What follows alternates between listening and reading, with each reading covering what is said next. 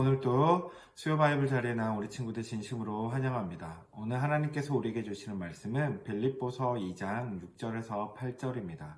우리 화면을 보며 함께 하나님의 말씀 읽도록 하겠습니다. 그는 근본 하나님의 본체시나 하나님과 동등됨을 취할 것으로 여기지 아니하시고 오히려 자기를 비워 종의 형체를 가지사 사람들과 같이 되셨고 사람의 모양으로 나타나사 자기를 낮추시고 죽기까지 복종하셨으니 곧 십자가에 죽으심이라. 아멘. 이 말씀은 살아계신 하나님의 말씀입니다. 우리 친구들 혹시 수력발전소의 원리를 아시나요? 댐의 건설에 물을 가두거나 하천이나 호수 등에서 물을 이용하여 전기를 만드는 시설이 바로 수력발전소입니다. 지대가 높은 곳에서 댐이나 하천, 호수에서 그 낙차로 흘러들이는 물이 이 수차를 돌리죠. 그러면 수차에서 축으로 연결된 발전기가 돌아가면서 전기를 생성하게 됩니다. 그래서 수력발전소의 핵심 에너지는 위치 에너지입니다. 지대가 높은 곳에서 낮은 곳으로 떨어지는 그 위치가 높으면 높을수록, 차이가 크면 클수록 발생되는 에너지도 강력하다라는 것입니다. 물이 위에서 아래로 흐르는 자연의 법칙을 이용한 이 수력발전소는 굉장히 훌륭한 전력 생산 방법이기도 합니다. 세계에서 가장 큰 수력발전소 1, 2위 모두 다 중국에서 가지고 있는데요. 세계에서 가장 큰 수력발전소는 산사댐이라고 합니다. 그리고 2위가 중국에 있는 바이허탄 수력발전소인데요. 이 바이허탄 수력발전소의 물의 낙차가 무려 289m입니다. 289m라니까 감이 오지 않죠? 여러분들 289m는 대략 마치 100m 빌딩에서 물이 떨어지는 것과 같다라는 거예요. 그래서 이 물이 떨어지는 모습이 엄청난 장관이다라고 말합니다. 그러나 세상에 이보다 더 위대하고 강력한 위치 에너지가 있습니다. 그것은 무엇과도 비교할 수 없는 가장 높고 높은 곳에서 가장 낮고 낮은 곳으로 오신 분. 누구를 이야기하는 걸까요? 바로 예수 그리스도입니다. 성경은 예수님이 이 땅에 오심을 오늘 우리가 읽은 본문을 통해 말씀하고 있어요.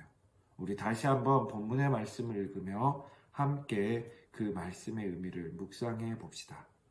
그는 근본 하나님의 본체시나 하나님과 동등됨을 취할 것으로 여기지 아니하시고 오히려 자기를 비워 종의 형체를 가지사 사람과 같이 되셨고 사람의 모양으로 나타나사 자기를 낮추시고 죽기까지 복종하셨으니 곧 십자가에 죽으심이라. 아멘. 예수님 근본 하나님과 동등됨을 취할 수 있는, 즉 하나님과 하나를 이루시고 계시는 분이셨습니다. 그러나 그 동등됨을 취하지 않으시고 어떻게 했어요? 종의 형체를 가지사 사람의 모습이 되었다라는 거예요. 사람의 모습으로 이 땅에 오신 것이죠. 이 세상 온 우주 만물을 창조하신 창조주이신 신이신 예수님께서 한낱 피조물인 이 인간을 위해 이 땅으로 내려오신 것입니다. 이 얼마나 큰 위치 에너지입니까? 위치의 차이입니까? 만약에 우리 친구들에게, 여러분들에게 이렇게 이야기한 거예요. 여러분들에게 갑자기 누군가가 너 오늘부터 하루살이로 살아. 넌 이제 하루살이로 살아야 돼. 라고 말한다면 여러분들은 어떻게 반응하시겠습니까? 아마 속으로 아니면 또 겉으로도 얘기하겠죠. 뭐라고요? 내가 왜 그 하찮은 하루살이가 되어야 합니까? 왜 내가 그런 손해와 고통을 감내해야 되지요? 라고 반문하며 따질 것입니다. 여러분들 그런데요. 인간이 하루살이가 되는 것 굉장히 큰 손해인 것 같고 말도 안 된다는 그런 생각을 할 수 있는데요. 그런데 사실 인간이 하루살이가 되는 것은 지음받은 존재인 피조물이 또 지음받은 존재인 또 다른 피조물로 바뀌는 차이 정도밖에 되지 않는 겁니다. 그런데 예수님이 이 땅에 오신 사건은 어떤 것인가요?